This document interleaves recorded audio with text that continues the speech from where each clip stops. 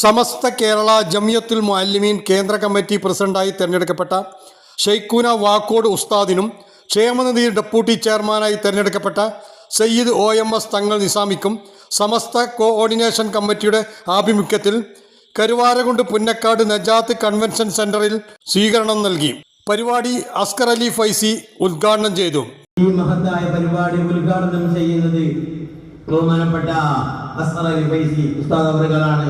മാന്യദേഹത്തെയും അദ്ദേഹത്തിനെ കുറിച്ച് പറയുമ്പോൾ ഒരുപാട് പറയാനുണ്ട്.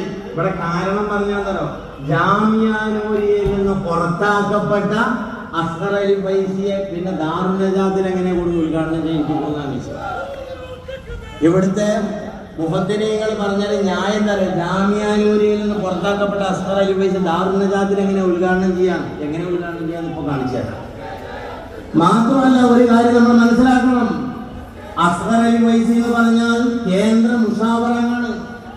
നമ്മൾ വിശ്വസിക്കുന്ന ഈ മഹിതമായ പ്രസ്ഥാനത്തിന്റെ നെടുന്തൂണുകളാകുന്ന 40 അംഗ സഭയാണ് സമസ്ത മുഷാവറ എന്ന് പറയുന്നത്.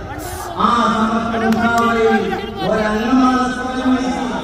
മാത്രമല്ല അദ്ദേഹം ജാമിയ നൂരിയയിൽ നിന്ന് മാറ്റി നിർത്തപ്പെട്ടതിന് ശേഷം സമസ്ത മുഷാവറയുടെ തീരുമാനങ്ങളാണ്.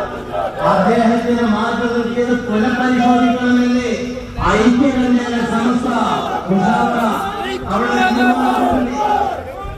സമസ്തയിൽ നിന്ന് മാറ്റി നിർത്തപ്പെടാത്ത കാലത്തോളം എന്നാൽ സമസ്തയിൽ നിന്ന് മാറ്റി നിർത്തപ്പെട്ട ആളുകളെ സമസ്തയുടെ ഔദ്യോഗിക സ്ഥാനങ്ങളിൽ കയറ്റിയിരുത്തിക്കൊണ്ട് അവർക്ക് പ്രമാണ ആളുകളാണ് ഇവിടെ ഉണ്ടായിരുന്നത്.